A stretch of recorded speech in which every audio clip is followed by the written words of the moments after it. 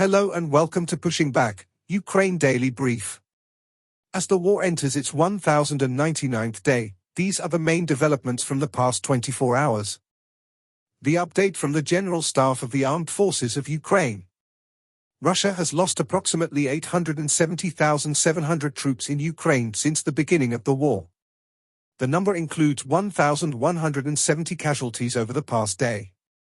According to the released Ukrainian figures, Russia lost 19 tanks, 15 armored combat vehicles, 34 artillery systems, 2 air defense systems, 194 drones and 138 vehicles. In the last 24 hours the Russians launched 98 combat clashes and carried out 69 airstrikes including 84 guided bombs on the territory of Ukraine. They also used 1,112 kamikaze drones and carried out around 4,000 attacks on the positions of Ukrainian troops and settlements using various types of weapons. In its latest intelligence update, the Institute for the Study of War, Russian President Vladimir Putin implicitly acknowledged Ukrainian President Volodymyr Zelensky as the legitimate president of Ukraine and Russia's future negotiating partner while promoting a new information operation that aims to destabilize Ukrainian society and the Ukrainian military from within. Putin attempted to use new language to repackage the calls for regime change in Ukraine that he has demanded since 2021. Putin offered to make a deal with the United States on Russian rare earth minerals as part of efforts to outbid Ukraine on this matter and to push the United States to accept Russian offers of economic measures in lieu of any actual Russian concessions on Ukraine.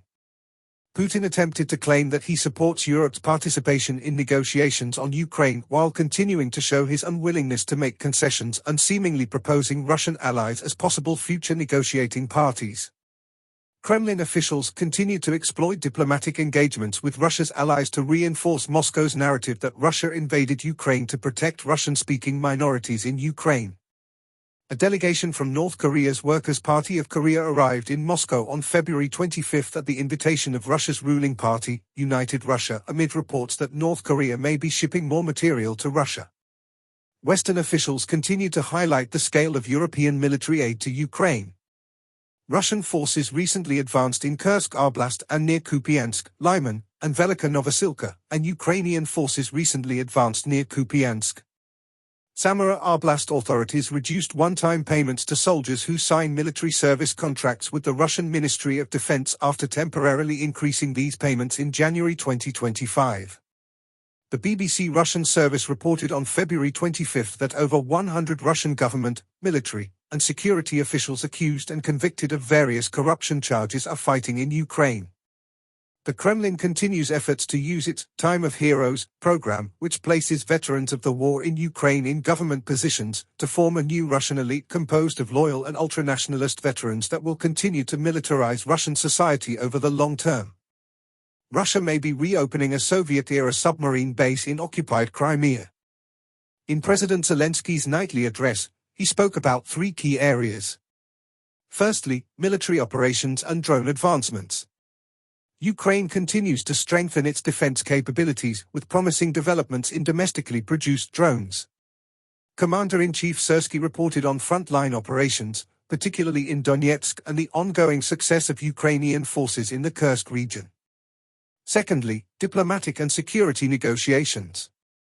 Ukraine is preparing for key negotiations with the United States, including discussions on security guarantees and military aid. President Zelensky is set to meet Donald Trump, emphasizing the importance of continued American support.